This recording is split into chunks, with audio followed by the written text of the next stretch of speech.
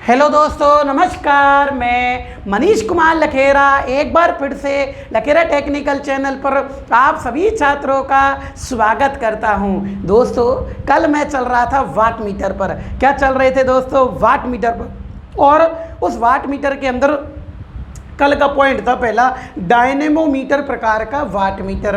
क्या पढ़ा रहे थे दोस्तों? डायनेमोमीटर प्रकार का वाट मीटर पढ़ा रहे थे। समझ में आ रहा है ना? अब जो स्टूडेंट इस वीडियो को पहली बार देख रहा है, प्लीज़ पूरी वीडियो को देख कर जाना। और महेंद्र जी, मज़ा आ रहा होगा, कल वाट मीटर चालू कर दिया है। ठीक है, अच्छे से पढ़ना, एक एक चीज़ बेस कंसेप्ट क्लियर कराएंगे आपका। ठीक है, अब देखो भाई, चालू करते हैं। और क्या नाम है? Harkesh Meena ji, very very good morning. Harkesh Meena तो नाराज हो जाता है। अब देखिएगा, देखो चालू करते हैं अगला। अब देखो भाई, इसमें क्या होता है कि इस प्रकार के मापन उपयंत्र के अंदर कल मैंने आपको बताया था कि इसमें एक विक्षेपण बल भी होता है। क्या होता है मेरे दोस्तों? विक्षेपण बल। और कल मैंने आपको एक चीज़ बताई थी, देखो इसके अंदर थोड़ा सा बताना पड़ेगा ये विक्षेपण बल के बारे में, जब आगे चीज़ समझ में आएगी, है ना। ये जो विक्षेपण बल होता है ना, इसे बोलते हैं डिफ्लेटिंग टॉर्क। क्या बोला जाता है दोस्तों? Deflating torque. देखो भाई, ये जो विक्षेपण बल है, इसके कारण क्या है, यह प्रारंभिक अवस्था में कार्य करेगा। कौन सी अवस्था में? प्रारंभिक अवस्था में। सबसे पहले मीटर पर कौन सा बल कार्य करता है? विक्षेपण बल। कौन सा बल मेरे दोस्तों? विक्षेपण बल इस पर कार्य करता है, जिसके कारण यह कॉइल घूमती है। घूमती किसके कारण है? विक्षेपण बल के कारण यह कॉइल घूमती है। अब देखो कैसे घूमी, सुनो। इस प्रकार के मीटर के अंदर जो कॉइल है, एक तो मेरे दोस्तों, एक तो है मूविंग कॉइल, ये मूविंग कॉइल है जो घूमती है, और दो है तुम्हारी स्थिर कॉइल। कौन सी कॉइल है मेरे दोस्तों? स्थिर कॉइल। बोलो, समझ में आ रहा है ना? अब देखो, अब एक्चुअल में क्या होता है कि देखो, अगर इसका मैं डायग्राम बनाऊं, देखो वैसा बनाया है अपन ड्राइंग वाला। देखो इसके अंदर देखो, ये मोटे तार कम टन की कॉइल है, सही है ना। और एक इसके अंदर देखो भाई, अगर आप देखे हैं तो इसके अंदर देखो,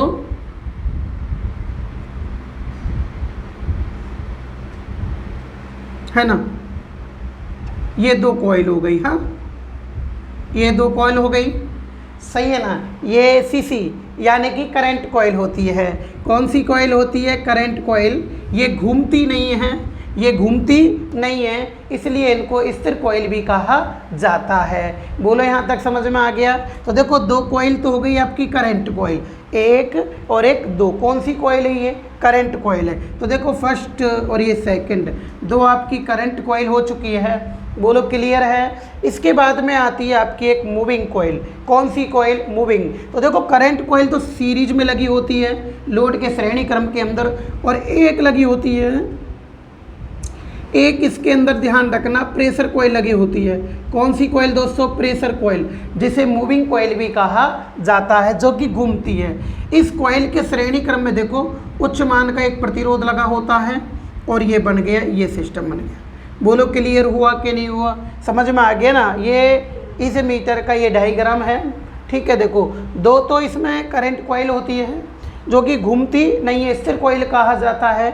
एक इसके अंदर प्रेशर कॉइल होती है। कौन सी कॉइल दोस्तों? Pressure coil. तो ये तो पीसी प्रेशर कॉइल हो गई। और ये क्या लगी होती है दोस्तों? सुई लगी होती है मीटर के स्केल पर। और ये क्या होता है? आपका रेजिस्टेंस होता है। क्लियर हो गया? अब आपको पता है कि इस प्रकार के वाट मीटर के अंदर दो करंट कॉइल है, श्रेणी क्रम में लग रही है। श्रेणी क्रम के अंदर किसका मान समान होता है? करंट का मान समान होता है। एक इसके अंदर प्रेशर कॉइल लगी होती है।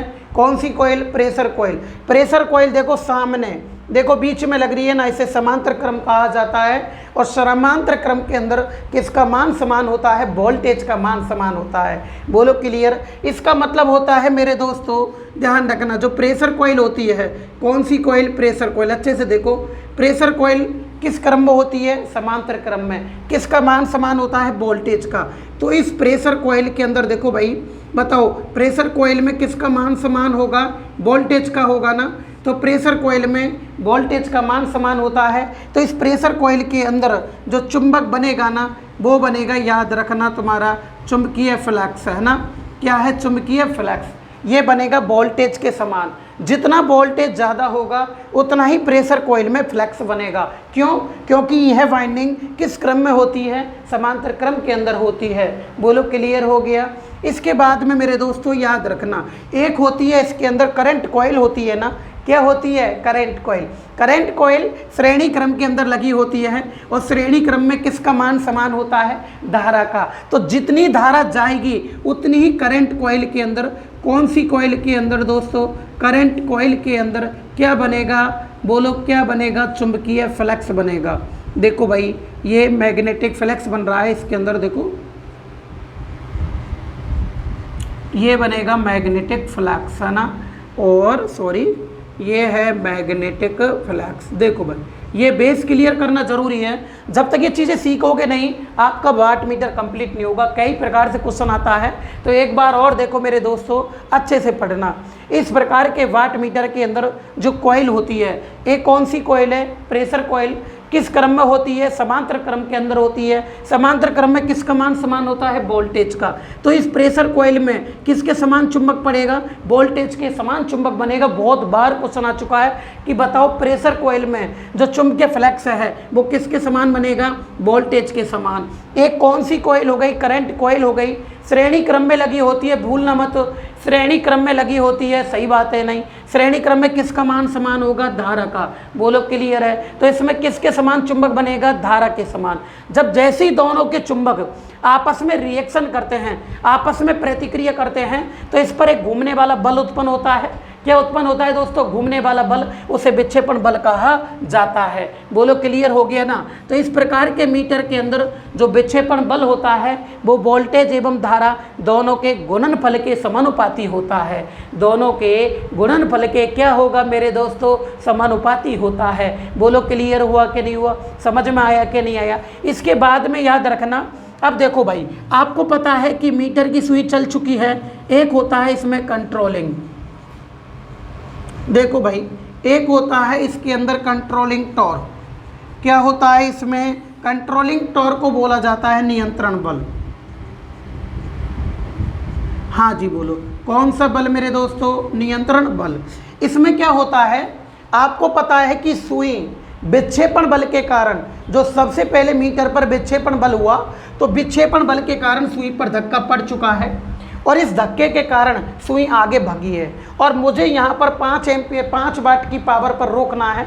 मुझे यहीं रोकना है, सुई धक्के के कारण आगे जा रही है। हाँ, तो सुई को नियंत्रित करने के लिए, सुई की गति को नियंत्रित करने के लिए इस मीटर में जो बल लगेगा उसे बोला जाता है कंट्रोलिंग टॉर्क। क्या बोलते हैं मेरे दोस्तों? Controlling torque.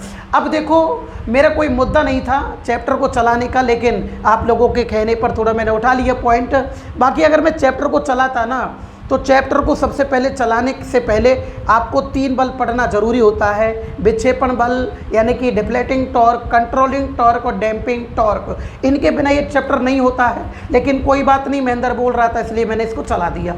आगे बता देंगे धीरे धीरे इसका। तो देखो कंट्रोलिंग टॉर्क, इस प्रकार के मापन उपयंत्र में कंट्रोलिंग टॉर्क ध्यान रखना स्प्रिंग के द्वारा उत्पन्न होता है। किसके द्वारा? स्प्रिंग के द्वारा। कई बार क्वेश्चन आ चुका है, स्प्रिंग के द्वारा याद रखना। देखो भाई स्प्रिंग के द्वारा उत्पन्न होता है, ये क्लियर हो गया। अब इस मापन उपयंत्र में स्प्रिंग ध्यान रखना, देखो स्प्रिंग के द्वारा उत्पन्न होगा। स्प्रिंग है मापन उपयंत्र, जितने भी इंस्ट्रूमेंट होते हैं, एमीटर हुआ, वोल्ट मीटर हुआ, वाट मीटर हुआ, हाँ, ये और क्या बोलते हैं तुम्हारा, क्या बोलते हैं, ओम मीटर हुआ, हाँ, और मेगर हुआ, हाँ, बिटिस्टोन ब्रिज, जितने भी इंस्ट्रूमेंट होते हैं मापन उपयंत्र, उनकी स्प्रिंग ध्यान रखना हमेशा फास्फर ब्रॉन्ज की बनी होती है। किन की बनी होती है? Phosphor bronze. कई बार आ चुका है कि स्प्रिंग किसकी बनी होती है? फास्फर ब्रॉन्ज की। स्प्रिंग के द्वारा उत्पन्न होता है कौन सा बल? कंट्रोलिंग बल उत्पन्न होता है। यह है स्प्रिंग, यह है स्प्रिंग, फास्फर ब्रॉन्ज, आराम से ना, फास्फर ब्रॉन्ज किसकी? फास्फर ब्रॉन्ज की बनी होती है। बोलो यहाँ तक समझ में आ गया? बोलो किसकी बनी होती है? फास्फर ब्रॉन्ज की बनी होती है। तथा इनकी संख्या 2 होती है। बोलो क्लियर हुआ कि नहीं हुआ? बताओ स्प्रिंग किसकी बनी होती है? फास्फर ब्रोंज की। आपसे पूछेगा, बताइएगा डायनेमोमीटर प्रकार के वाट मीटर में जो स्प्रिंग प्रयोग की जाती है नियंत्रण बल उत्पन्न करने के लिए, इनकी संख्या कितनी होती है? बोलो कितनी होगी मेरे दोस्तों? 2 होती है। किसकी बनी होती है? फास्फर ब्रोंज की बनी होती है। नियंत्रण बल किससे उत्पन्न करते हैं? स्प्रिंग के द्वारा उत्पन्न करते हैं। ठीक है। तीसरा जो इसमें बल काम करेगा वो होता है डैम्पिंग टॉर्क। देखो भाई, डैम्पिंग टॉर्क इसे बोला जाता है अवमंदक बल। क्या बोलोगे आप लोग इसको? अवमंदक बल। इसको देखो, ये अवमंदक बल क्या चीज़ होती है? डैम्पिंग टॉर्क बता देता हूँ। आपको पता है कि रीडिंग के आसपास, रीडिंग के पास मुझे चाहिए 5 वाट की पावर या 0.5 वाट की पावर, ऐसे तो आपको पता है सुई उस रीडिंग के पास में जाकर धीरे धीरे कंपन करती है, धीरे धीरे फिर रीडिंग पर रुकती है। हाँ, यानी कि रीडिंग लेने में हमें टाइम लगता है, सुई कंपन करती है। तो जिस बल के द्वारा सुई की कंपनता को रोका जा सकता है, तुरंत रीडिंग प्राप्त होती है, उसे बोला जाता है डैम्पिंग टॉर्क। क्या बोलोगे मेरे दोस्तों? डैम्पिंग टॉर्क जिस बल के द्वारा, यानी कि जिस बल के द्वारा सुई तुरंत रुक जाती है, सुई कंपन नहीं करती है, उसे बोला जाता है मेरे दोस्तों डैम्पिंग टॉर्क। जो सुई की गति को नियंत्रण करेगा उसे बोला जाता है कंट्रोलिंग टॉर्क। जो सबसे पहले सुई में आगे जाने के लिए जो धक्का मारेगा उसे बोला जाता है विक्षेपण बल, यानी कि डिफ्लेटिंग टॉर्क पहले काम करता है। फिर कौन सा बल काम करता है? Controlling torque. और तीसरे नंबर पर कौन सा काम करता है? Damping torque. इसे बोला जाता है डिफ्लेटिंग टॉर्क। हाँ जी, देखना चित्र, कौन सा टॉर्क? Deflating torque. बोलो क्लियर हो गया? सही है ना? Deflating torque. अब देखो डिफ्लेटिंग टॉर्क क्या होता है? विक्षेपण बल, जिसके कारण सुई कंपन करना बंद कर देती है, तुरंत रीडिंग प्राप्त होती है, उसे बोला जाता है मेरे दोस्तों विक्षेपण बल। बोलो समझ में आ रहा है नहीं आ रहा? सॉरी, क्या बोलते हैं? डैम्पिंग बल, यानी कि अवमंदक बल बोला जाता है। अब याद रखना, मैंने कई बार बोल दिया, आप चीज़ें पढ़ो, उसका एक एक पॉइंट क्लियर करो। मैं आपको सिखाता हूँ तो ये नहीं है कि मैं आपसे बोल रहा हूँ इतना टाइम बर्बाद नहीं है, आपके माइंड में सेट हो रही है सारी चीज़ें, और ये सेट होना ज़रूरी है। हर एक चीज़ कंपटीशन के पेपर में आती है, तो देखिएगा, याद रखना।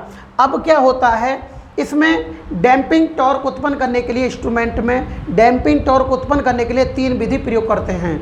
एक तो होता है एडी करंट विधि, यानी कि भंवर धारा विधि, याद रखना। एक होती है अवमंद, क्या बोलते हैं? एयर फ्रैक्शन, वायु घर्षण विधि, और एक होती है द्रव्य घर्षण विधि। याद आया कि नहीं आया? बोलो पहली कौन सी होती है?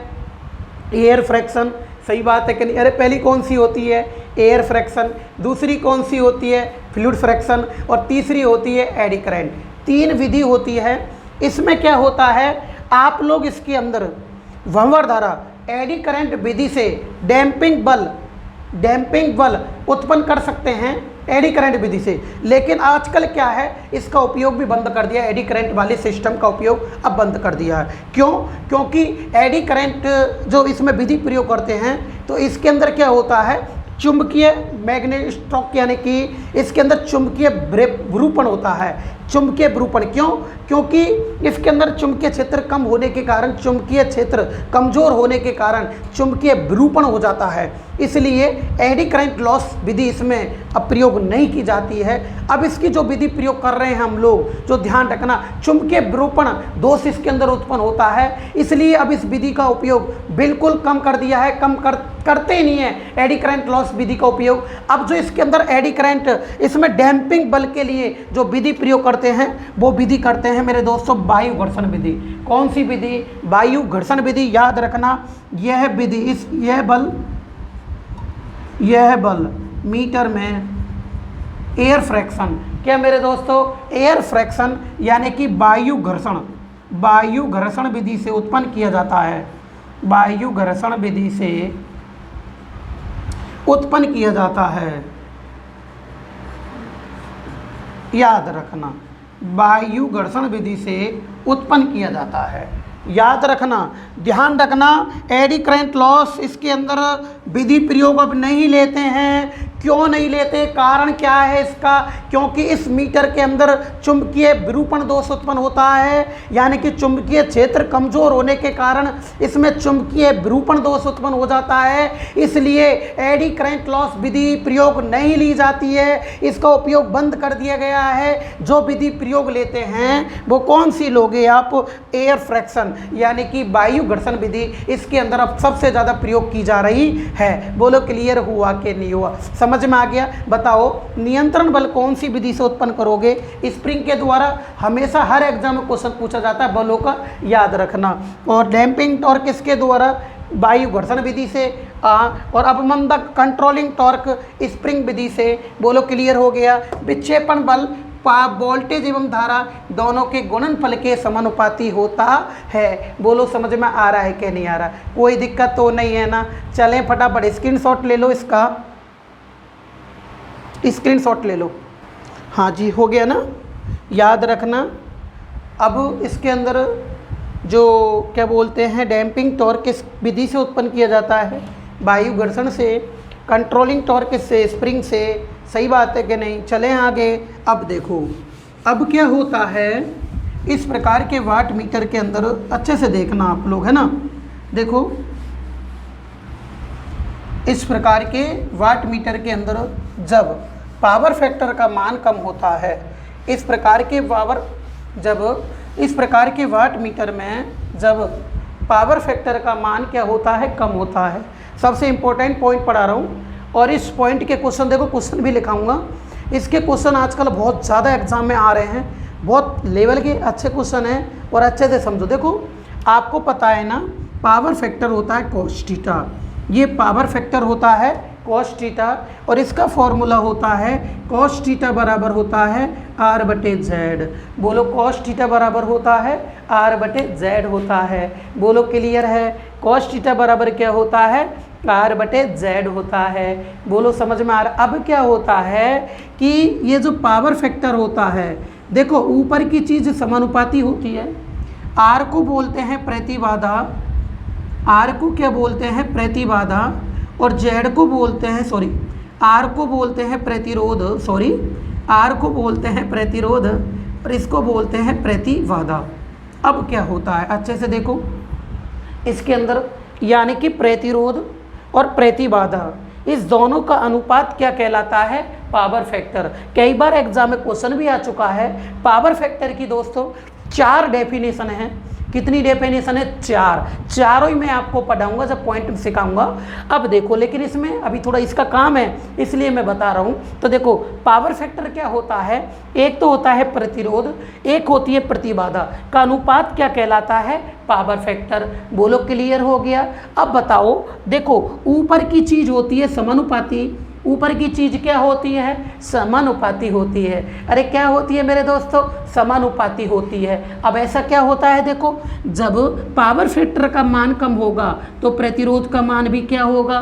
कम होगा ना। जब पावर फैक्टर का मान कम होगा तो प्रतिरोध का मान भी क्या होगा? कम। जब प्रतिरोध का मान कम होगा तो करंट का मान क्या होगा? उच्च, क्योंकि प्रतिरोध करंट को रोकता है। अगर प्रतिरोध का मान अधिक है तो करंट कम जाएगी और जब प्रतिरोध का मान कम हो गया तो करंट क्या होगी? उच्च होगी ना। तो क्या होता है कि जब इस पावर फैक्टर का मान कम होता है तो करंट का मान क्या हो जाएगा? उच्च हो जाएगा ना। तो देखो क्या होता है मीटर के अंदर, देखना सुनना, कि जब इस मीटर में, अच्छे से सुनना है ना, जब इस मीटर में, बहुत इंपॉर्टेंट पॉइंट, जब इस मीटर में पावर फैक्टर, अच्छे से देखना है ना, पावर फैक्टर का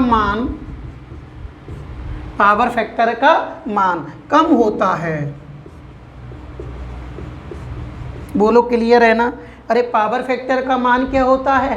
कम होता है तो धारा का मान अधिक होने के कारण,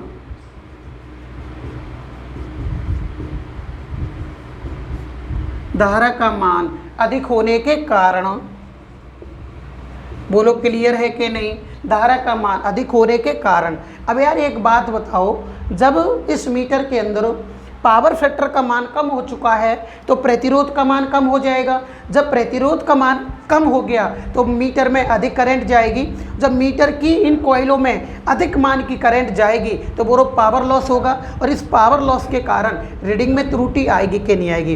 रीडिंग में क्या आएगी मेरे दोस्तों? त्रुटि आएगी ना। तो याद रखना, देखो धारा का मान अधिक होने के कारण, देखना देखो रीडिंग अच्छे से देखना, रीडिंग में त्रुटि, रीडिंग में त्रुटि, हाँ कोष्टक में लिखना है, देखो अनिश्चित, अनिश्चित है ना, यानी कि निश्चित मान नहीं आता है, अनिश्चित, अनिश्चित आ जाती है, आ जाती है। बोलो क्लियर हुआ कि नहीं हुआ? जब पावर फैक्टर का मान कम होगा तो प्रतिरोध का मान कम होने के कारण मीटर में अधिक करंट जाएगा। जब मीटर की कॉइलों में अधिक करंट जाएगी तो पावर लॉस के कारण, पावर लॉस के कारण ध्यान रखना रीडिंग में क्या आएगी मेरे दोस्तों? त्रुटि आएगी। अब त्रुटि को क्या बोलते हैं? अनिश्चितता। अब क्या करते हैं, इस त्रुटि को कम करने के लिए, इस त्रुटि को कम करने के लिए याद रखना, इस त्रुटि को कम करने के लिए इस प्रेशर कॉइल के श्रेणी क्रम में, इस प्रेशर कॉइल के श्रेणी क्रम में एक कंपेनसेटिंग बाइंडिंग लगाई जाती है। कौन सी बाइंडिंग लगाई जाती है? कंपेनसेटिंग बाइंडिंग लगाई जाती है। कई बार क्वेश्चन पेपर में आ चुका है, इसका लेवल बताऊंगा। आपसे पूछेगा कि डायनेमो प्रकार के वाट मीटर में पावर फैक्टर का मान कम होने के कारण जो त्रुटि आती है उसको कम करने के लिए क्या करना चाहिए? तो याद रखना प्रेशर कॉइल के श्रेणी क्रम में यहाँ पर एक अतिरिक्त बाइंडिंग लगाई जाएगी, उसे बोला जाएगा कंपेंसेशन बोल दो या कंपेंसेटिंग। कौन सी बाइंडिंग मेरे दोस्तों? कंपेंसेटिंग बाइंडिंग लगाई जाती है। तो याद रखना, देखो ये नोट क्या कहता है, अच्छे से देखो, इस त्रुटि को कम करने के लिए, इस त्रुटि को कम करने के लिए अच्छे से एक एक चीज़ पढ़ो। त्रुटि को कम करने के लिए, है ना, इस त्रुटि को कम करने के लिए, है ना, प्रेशर कॉइल के श्रेणी में, प्रेशर कॉइल के, प्रेशर कॉइल के श्रेणी में, प्रेशर कॉइल के श्रेणी में कंपेंसेटिंग, कंपेंसेटिंग, कंपेंसेटिंग क्षतिपूर्ति, कंपेंसेटिंग क्षतिपूर्ति, है ना, क्षतिपूर्ति बाइंडिंग, बाइंडिंग लगाई जाती है। याद रखना। बोलो क्लियर हो गया? समझ में आ रहा है ना? क्या लगाई जाती है? क्षतिपूर्ति बाइंडिंग लगाई जाती है। सबसे इंपॉर्टेंट पॉइंट है। तो बताओ, आपसे पूछेगा बताना कि भाई इसमें त्रुटि, रीडिंग त्रुटि की अनिश्चितता का क्या कारण है? बोलो कारण क्या है? पावर फैक्टर का मान क्या होता है? कम होता है। इसको कम करने के लिए क्या करना चाहिए? प्रेशर कुंडली के श्रेणी क्रम में क्या लगाई जाती है? Compensating binding. ये प्रेशर कॉइल की पावर को, ये जो प्रेशर कॉइल है ना, इसकी कॉइल को पावर को कंज्यूम करती है। क्या करती है मेरे दोस्तों? कंज्यूम करती है। इसकी पावर को क्या करती है मेरे दोस्तों? कंज्यूम करती है। बोलो क्लियर हुआ कि नहीं हुआ? समझ में आ रहा है कि नहीं आ रहा? समझ में आ रहा है ना? अब देखो, अब क्या है, अब जो तुम्हारा क्वेश्चन बनने वाला है पेपर के अंदर, क्वेश्चन क्या है देखो, क्वेश्चन में आगे लिखा दूंगा इसका। अब याद रखना एक बात बताओ मेरे दोस्तों, चलो इनके क्वेश्चन लिखाऊंगा, फिर मैं ना आगे क्वेश्चन लिखा दूंगा। इसका स्क्रीनशॉट ले लो फटाफट, इसका स्क्रीनशॉट लो डेफिनेशन का, फिर आगे क्वेश्चन लिखाएंगे इसके, है ना। ले लो भाई। हाँ जी, ले लिया, क्लियर हो गया। क्वेश्चन लिखा दूँ इसके मैं अब? है तो देखो भाई, इस पॉइंट के क्वेश्चन लिखाता हूँ मैं, अच्छे से देखते भी चलना आप लोग, क्लियर भी होते चलना, ठीक है।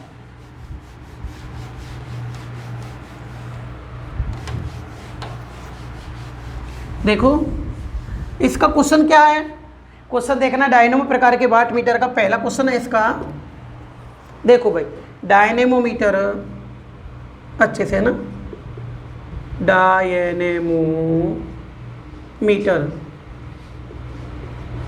डायनेमोमीटर वाट मीटर में, है ना, वाट मीटर में, बोलो क्लियर है ना, वाट मीटर में त्रुटि, रीडिंग, वाट मीटर में रीडिंग, वाट मीटर में रीडिंग, है ना, वाट मीटर में क्या दोस्तों? रीडिंग की त्रुटि, वाट मीटर में रीडिंग की त्रुटि, क्वेश्चन में क्या लिखोगे, अनिश्चितता, अनिश्चितता का क्या कारण है, ये क्वेश्चन का क्या कारण है ये बताओ। वाट मीटर के अंदर जो त्रुटि आई है रीडिंग में वो किसके कारण आई है। ऑप्शन नंबर ए, काफी स्टूडेंट गलत करते हैं इसको, देखो वोल्टेज निम्न, वोल्टेज निम्न है ना, ये काफी स्टूडेंट इसको गलत करते हैं। ऑप्शन नंबर बी आएगा इसका, बी देखो भाई, लोड परिवर्तित, यानी कि लोड का कम ज़्यादा होना, लोड परिवर्तित। हाँ, सी आएगा इसका, देखो सी, पावर फैक्टर निम्न। आप अभी आंसर दोगे इसका, पावर फैक्टर क्या होगा, निम्न। हाँ, और डी आएगा, डी पावर फैक्टर उच्च। अब देखो पावर फैक्टर उच्च, ऐसे क्वेश्चन आता है। हाँ, अब देखो यार एक बात बताओ आप लोग मेरे को, आराम से क्वेश्चन देखो। महेंद्र जी समझ में आ रहा है ना? अब तो खुश है ना? अब देखो भाई, अब क्या होता है, मैं क्या कह रहा हूँ, इस प्रकार के क्वेश्चंस कंपटीशन के अंदर आते हैं, काफ़ी स्टूडेंट कंफ्यूज हो जाते हैं, एक एक चीज़ का बेस क्लियर। जब मैं धीरे धीरे से समझाऊंगा ना, जब जाके आपके समझ में पूरी चीज़ आएगी। यहाँ और वहाँ में एक अंतर है, यहाँ तो मैं 1 घंटे पढ़ा रहा हूँ बस, वहाँ जब कोचिंग ऑफलाइन चलती है, जब 2.5, 3, 3.5 ऐसे घंटे पढ़ाता हूँ, क्लियर बेस एक एक चीज़ लिखाता हूँ, वहाँ सारी चीज़ें जब भी क्लियर होती है तभी तो स्टूडेंट ऐसे आंसर देगा। अब देखो डायनेमो प्रकार के वाट मीटर में रीडिंग की त्रुटि का क्या कारण है। काफ़ी स्टूडेंट जिनका बेस ही क्लियर नहीं है, आपको पता है बहुत से वोल्टेज निम्न करके आएंगे, लोड परिवर्तित सबसे ज़्यादा इसको करके आएंगे, लोड का परिवर्तित होना। बताओ कितना लग्जरी क्वेश्चन है। हाँ, तो बताओ अभी मैंने बताया त्रुटि का मेन कारण क्या है मेरे दोस्तों, पावर फैक्टर का क्या होना, निम्न होना। जब पावर फैक्टर निम्न होगा तो प्रतिरोध भी निम्न होगा, सही बात है कि नहीं? प्रतिरोध निम्न होगा तो बताओ करंट ज़्यादा लेगा कि नहीं लेगा मीटर, तो बताना, सच सच बताओ क्या आंसर आएगा इसका। पावर फैक्टर का क्या होना मेरे दोस्तों, निम्न होना। बोलो समझ में आ रहा है कि नहीं आ रहा, क्लियर हो रहा है कि नहीं हो रहा, कोई दिक्कत तो नहीं है ना भाई, कोई दिक्कत तो नहीं है ना? चलें भाई, अब देखो 1 मिनट रुको, मैं पानी पी लेता हूँ, अब देखिएगा।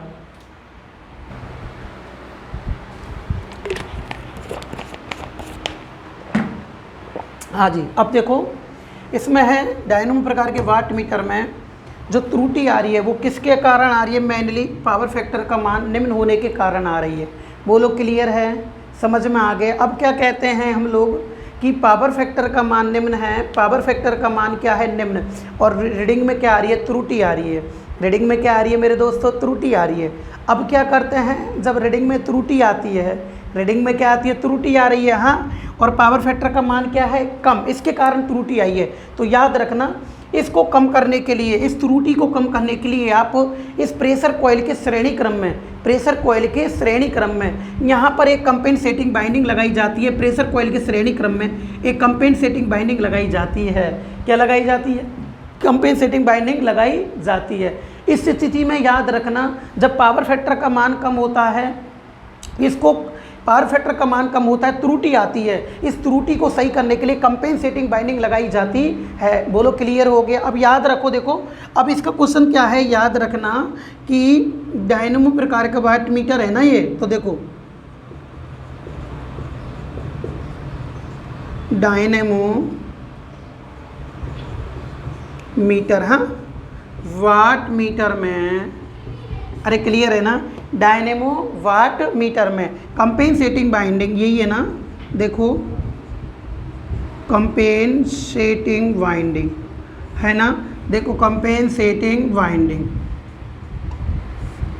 क्लियर है ना? देखना अच्छे से, देखो कंपेंसेटिंग बाइंडिंग कहाँ पर लगी होती है, ऐसे क्वेश्चन है ना, लगी होती है, ये क्वेश्चन है आपका।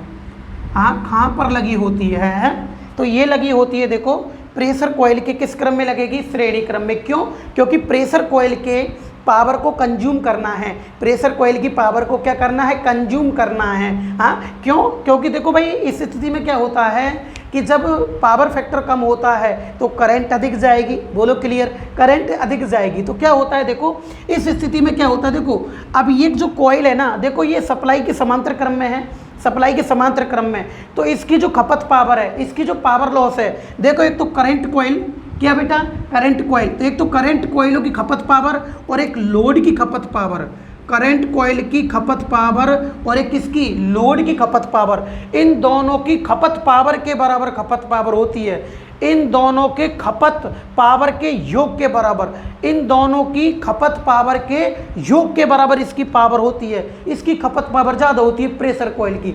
इस स्थिति में क्या करते हैं, इस प्रेशर कॉइल में खपत पावर को कंट्रोल करने के लिए क्या करते हैं, कंपेंसेटिंग बाइंडिंग लगाते हैं। किस क्रम में, प्रेशर कॉइल के श्रेणी क्रम में। देखो भाई, प्रेशर कॉइल के, अच्छे से देखना है ना, प्रेशर कॉइल के श्रेणी क्रम में। अब याद आना चाहिए तुम्हें श्रेणी क्रम में, बेटा याद रखना, एक बार और सुन लो। आपसे अगर पूछ ले डायनेमो प्रकार के वाट मीटर में कंपेंसेटिंग बाइंडिंग कहाँ पर लगी होती है, प्रेशर कॉइल के श्रेणी क्रम में, सबसे इंपॉर्टेंट क्वेश्चन। फिर पूछेगा कि यह क्या काम करती है प्रेशर, ये कंपेंसेटिंग बाइंडिंग, तो यह इसकी पावर को कंज्यूम करती है। बोलो क्लियर हुआ कि नहीं हुआ, समझ में आया कि नहीं, कि जो कंपेंसेटिंग बाइंडिंग में जो करंट उत्पन्न होगा, उस ये क्या बोलते हैं, ये प्रेशर कॉइल में जो करंट है उसका क्या करेगा, ये विरोध करेगा। क्या करेगा दोस्तों, विरोध, जब तो इसका कंट्रोल होगा। अब क्या होता है कि अब देखो बेटा, अब अगला क्वेश्चन क्या होता है कि याद रखना, देखो डायनेमो, सबसे important question, dynamo meter watt meter में, अच्छे से देखना, डायनेमो मीटर वाट मीटर में कंपेंसेटिंग बाइंडिंग प्रयोग करने पर, कंपेंसेटिंग, ये क्लियर क्वेश्चन है, कंपेंसेटिंग बाइंडिंग, शानदार क्वेश्चन, प्रयोग करने पर, कंपेंसेटिंग बाइंडिंग प्रयोग करने पर, सही है ना, डायनेमो मीटर वाट मीटर में कंपेंसेटिंग बाइंडिंग प्रयोग करने पर, अरे राइट है ना यार, कंपेंसेटिंग बाइंडिंग क्या करोगे दोस्तों, प्रयोग करने पर, बोलो क्लियर है ना, कंपेंसेटिंग बाइंडिंग प्रयोग करने पर प्रेशर कॉइल, हाँ प्रेशर कॉइल, ये याद रखना, प्रेशर कॉइल किस साइड लगी होती है, सबसे इंपॉर्टेंट क्वेश्चन है, किस साइड लगी होती है, सबसे इंपॉर्टेंट क्वेश्चन याद रखना।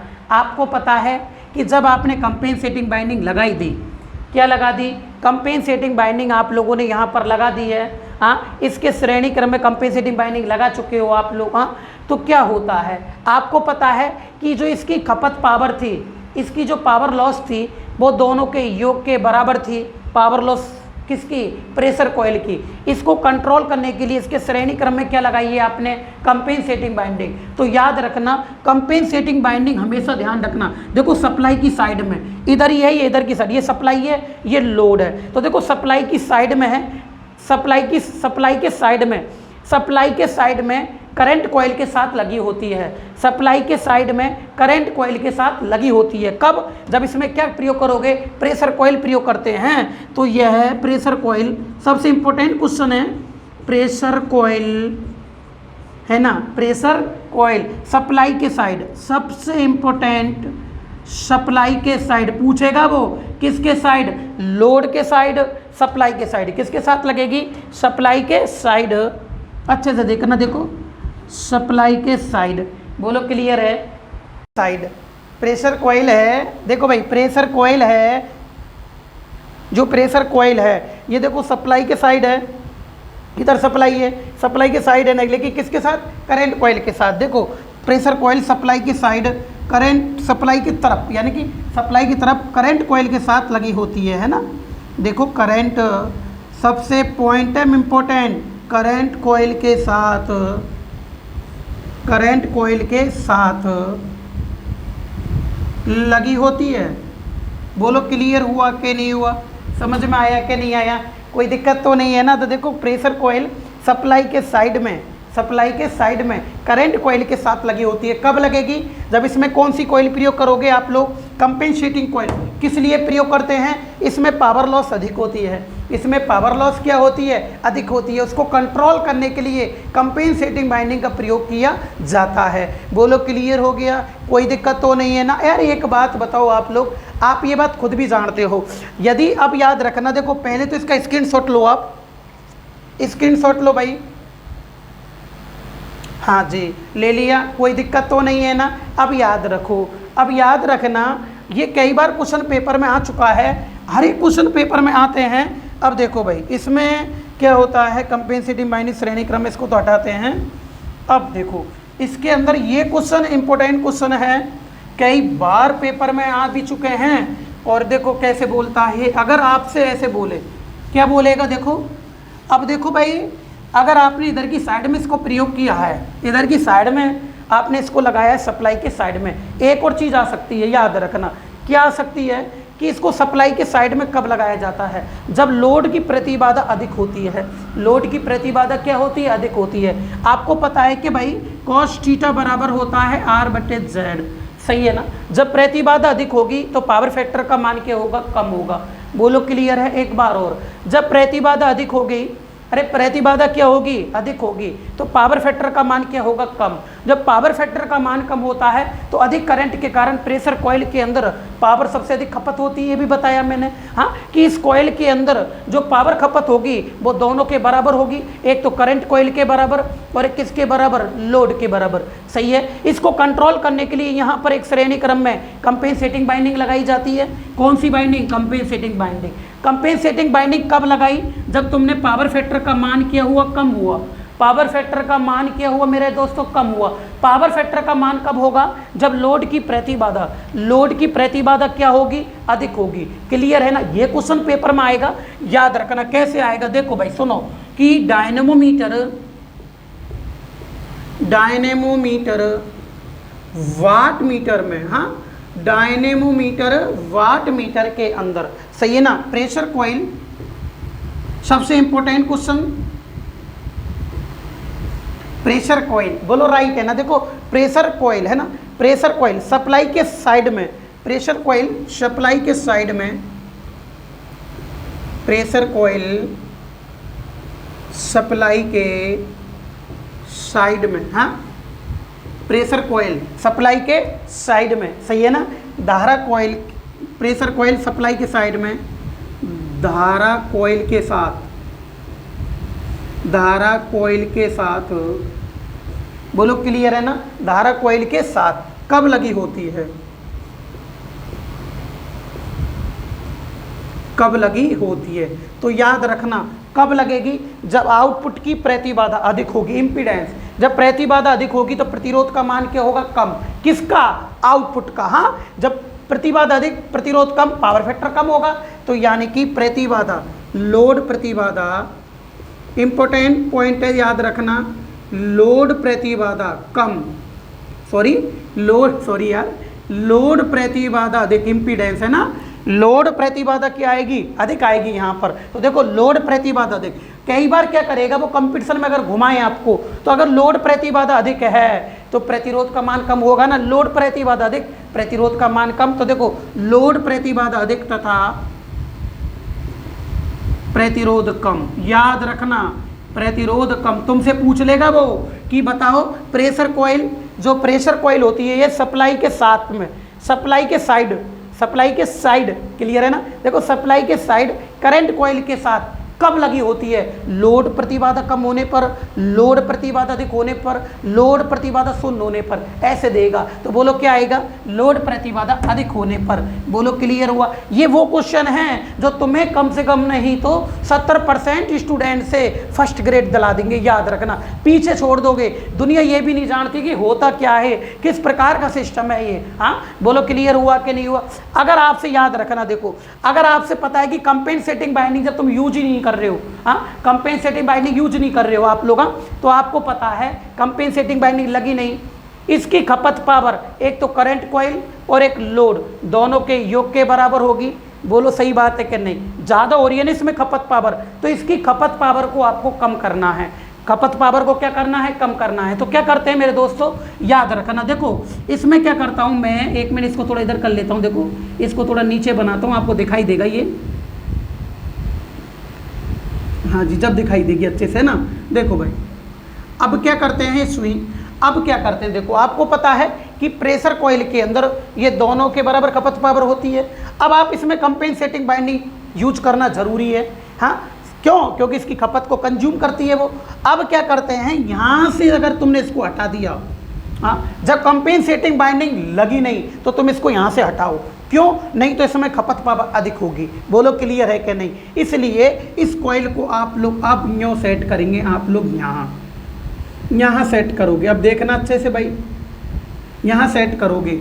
अब इसका मतलब होता है ये कोई इधर गई, कल ये तो हट गया, हाँ ये तो कॉइल इधर गई ना, हाँ। तो इसमें जो खपत पावर है, अब जो लोड की खपत पावर है, टोटल आउटपुट, जो आउटपुट की इसकी खपत पावर होगी वो क्या होगी? इस कॉइल की खपत पावर और लोड पर जो इंस्ट्रूमेंट लग रहा है उसकी खपत पावर के योग के बराबर होगी। आए कि नहीं आया? जब कंपेंसेटिंग बाइंडिंग आप यूज नहीं करोगे, आए कि नहीं आया? समझ में आ रहा है ना? तो इस प्रकार की कॉइल है जो इसको किसकी साइड लगाओगे? लोड के साइड। किसके साइड? लोड के साइड। याद रखना, करंट कॉइल के साथ लोड के साइड में, करंट कॉइल के साथ में, ये करंट कॉइल है इसके साथ में तो लगेगी, परंतु लोड के साथ में लगेगी, लोड के साइड में लगेगी, सप्लाई साइड में नहीं, लोड के साइड में। सबसे इंपॉर्टेंट क्वेश्चन पेपर में आता है, याद रखना, कई बार क्वेश्चन पेपर में आ चुका है, आपसे पूछेगा, देखो कम पावर फैक्टर है ना, कम पावर फैक्टर, कम पावर फैक्टर, क्लियर है ना? कम power factor,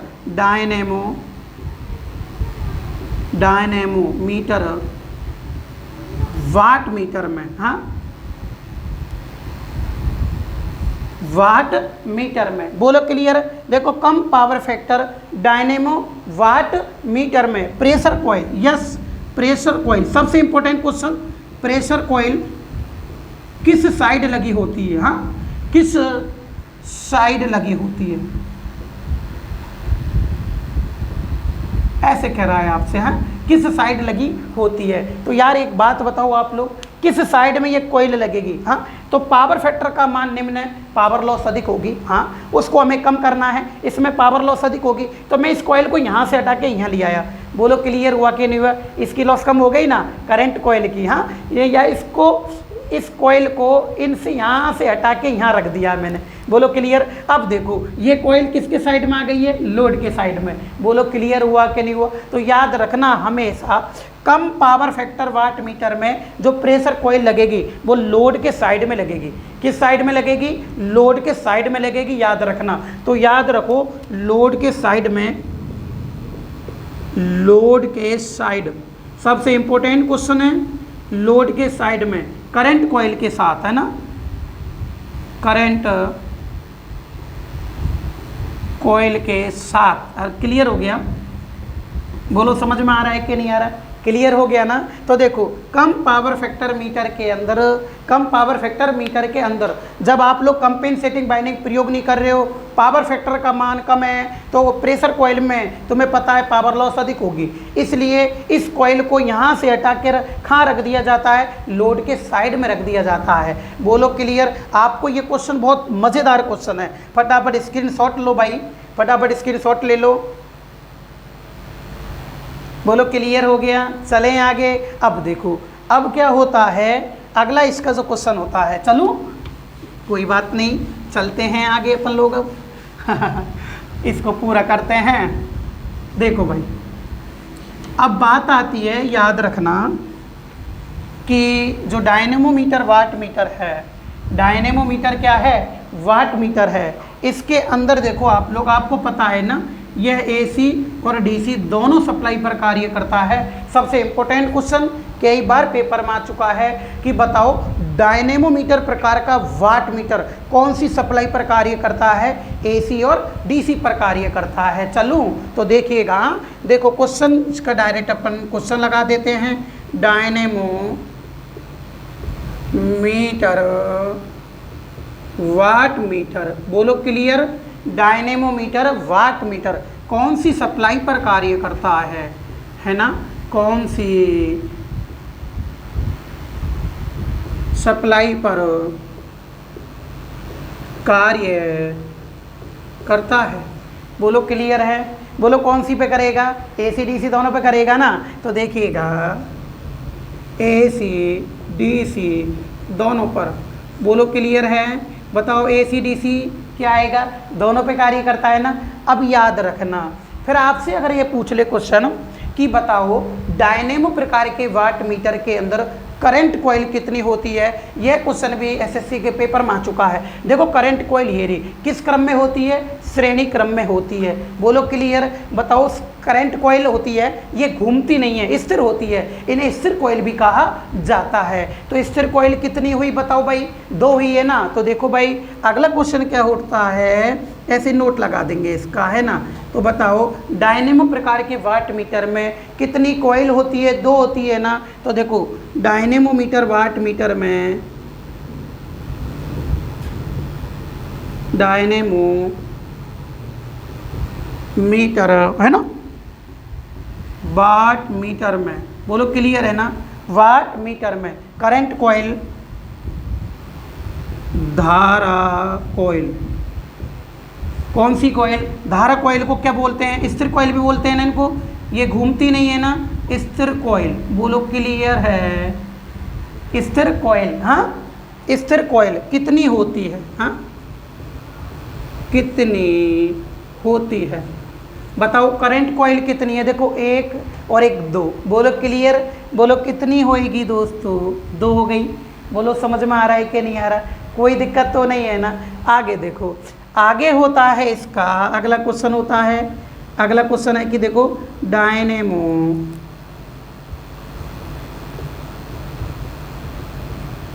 metre watt meter में, बोलो clear. Dynamo meter watt meter में प्रेशर कॉइल कितनी होती है, अगर ऐसे आ जाए प्रेशर कॉइल कितनी होती है, प्रेशर कॉइल कितनी होती है, बोलो क्लियर है ना। बताओ प्रेशर कॉइल कितनी है, 1 है ना। प्रेशर कॉइल कितनी है भाई, 1।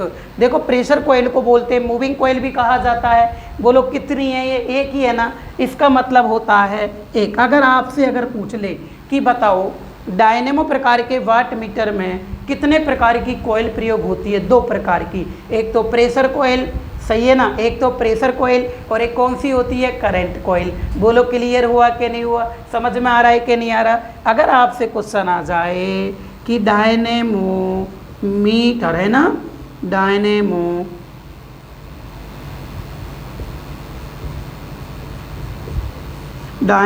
मीटर है ना, वाट मीटर में, वाट मीटर में, क्लियर है ना। डायनेमो मीटर वाट मीटर में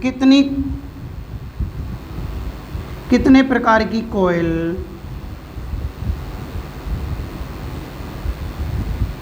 कितने प्रकार की कॉइल प्रयोग होती है, अगर ऐसे आ जाए, हाँ प्रयोग होती है। अगर आपके पास में ऐसे क्वेश्चन आ जाए कि बताओ डायनेमो प्रकार के वाट मीटर में कॉइल कितने प्रकार की प्रयोग होती है, तो आंसर क्या आएगा मेरे दोस्तों, 2 आएगा। बोलो क्या आएगा, अरे 2 आएगा ना। बोलो दिक्कत है क्या, कोई दिक्कत नहीं है ना, समझ में आ रहा है ना। फटाफट स्क्रीनशॉट ले लो इसका भी, हाँ जी है ना। अब देखो आगे देखते हैं इसका, आगे याद तो हो रहा है ना सारी चीज़ें। बताओ प्रेशर कॉइल कैसे तारों की, पतले तार अधिक टर्न की, है ना।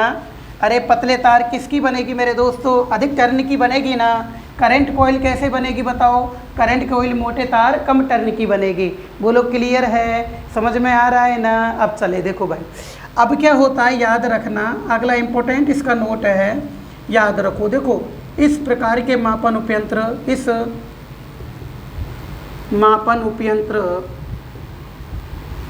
का स्केल का क्या दोस्तों, स्केल है ना, का स्केल, स्केल वो होता है जिस पर रीडिंग प्रदर्शित होती है, जिस पर रीडिंग नोट होती है उसे स्केल कहा जाता है। ये स्केल है जिस पर मान लिखे होते हैं, क्या लिखे होते हैं, मान। बोलो क्लियर हुआ कि नहीं हुआ, समझ में आ रहा है कि नहीं आ रहा। इसे क्या कहते हैं, स्केल। तो इसका जो स्केल होता है याद रखना, इसके जो स्केल होता है वो यूनिफॉर्म, क्या होता है मेरे दोस्तों, यूनिफॉर्म। यूनिफॉर्म को बोला जाता है समरूप, क्या बोलते हैं, समरूप। बोलो क्लियर हुआ कि नहीं हुआ, क्या बोलते हैं, समरूप, यानी समान रहता है। समान का कारण क्या है, क्योंकि जितनी पावर होती है इसके अंदर, इसमें जो रीडिंग है जो पावर के समानुपाती होती है, डायरेक्ट पावर के क्या होगी, समानुपाती होती है। इसके कारण जो इसका स्केल है वो समरूप बोलते हैं। समरूप को याद रखना मेरे दोस्तों, लीनियर भी बोला जा सकता है, लीनियर। क्या बोला जा सकता है? लीनियर। लीनियर को बोलते हैं रेखीय। क्या बोलते हैं? रेखीय। या कई बार ऐसा भी आ सकता है, अनुपाती भी आ सकता है। क्या आ सकता है? अनुपाती। बोलो क्लियर हुआ कि नहीं हुआ? जो इसका स्केल होता है, यूनिफॉर्म बोल सकते हैं, लीनियर बोल सकते हैं, अनुपाती भी बोल सकते हैं। बताओ समझ में आया कि नहीं आया? क्लियर हुआ कि नहीं हुआ? कोई दिक्कत तो नहीं है ना? अब देखो भाई, याद रखना, देखो इसके अंदर एक तो प्रेशर कॉइल होती है, एक सीसी कॉइल होती है। बोलो क्लियर है? अब स्टूडेंट, काफ़ी सारे स्टूडेंट भूल जाते हैं। आपको पता है, देखो करंट कॉइल होती है, सही है ना, सी से यानी कि सीरीज। हाँ, करंट कॉइल कौन सी होती है? जो सीरीज में लगी होती है। बोलो क्लियर? कौन सी कॉइल सीरीज में लगेगी? Current coil, CC. सही है। देखो भाई, आपको पता है प्रेशर, क्या बेटा? प्रेशर, पी से प्रेशर होता है, पी से पैरेलल भी होता है। पी से क्या होता है? पैरेलल।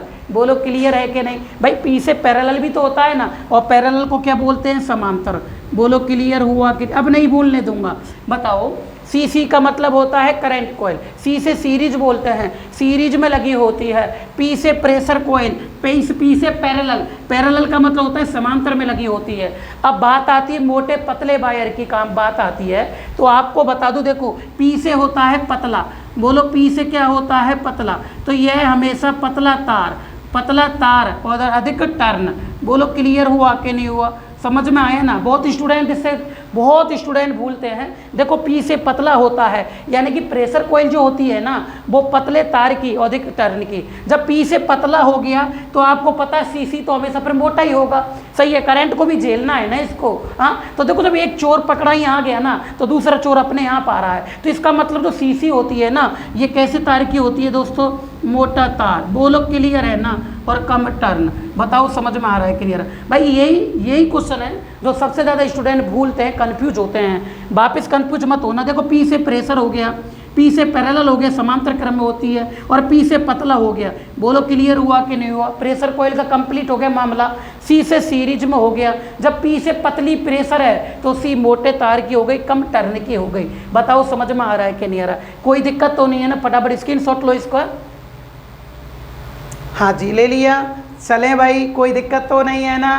अब देखो, अब क्या होता है, जो अगला वाट मीटर है वो है इंडक्शन वाट मीटर। कौन सा है? Induction watt meter. बताओ आज आपके ये समझ में आया कि नहीं आया? मैं धीरे इसलिए चल रहा हूँ, मुझे बेस क्लियर कराना पड़ता है, आए कि नहीं? एक एक चीज़ सिखानी पड़ती है। मुझे जल्दी कहाँ की हो रही है? अगर मुझे जल्दी होती, आए कि नहीं है? कोर्स थोड़ी कराना, बुक थोड़ी करानी है पूरी। हाँ, तो इसमें क्या होता है, आप अच्छे से पढ़ो और आराम से पढ़ो। अब इंडक्शन वाट मीटर में अगर पढ़ाऊँगा तो आपको पता है पहले उसका डायग्राम बनाना पड़ेगा। डायग्राम बनाएंगे तो वैसे ही वो 10-20 मिनट खराब है, आए कि नहीं? उसको, और ये जो समझा है ना, क्योंकि ये पार्ट्स फिर उसी में आएंगे, फिर आप कन्फ्यूज हो जाओगे। मैं सोचता हूँ कि पहले आप इसको अच्छे से पढ़ो, इस डायनेमो प्रकार के टाइप वाट मीटर को आज अच्छे से पढ़ना, ढंग से एक बार और दिन में अच्छे से पढ़ना, इसको याद करके फिर अपन अगले दिन, अगले डे आप लोगों के सामने फिर मैं नया वाट मीटर लेकर आऊँगा। उसका नाम है इंडक्शन वाट मीटर। ठीक है, कोई नहीं, आज कम पढ़ाया, कल ज़्यादा पढ़ा देंगे, आए कि नहीं? लेकिन लेवल चलना पड़ता है, इस पॉइंट को फिर आपके कल समझ में नहीं आएंगे वो चीज़ें। ठीक है मेरे दोस्तों, फिर कल मॉर्निंग में मिलते हैं 7 बजे। Okay bye.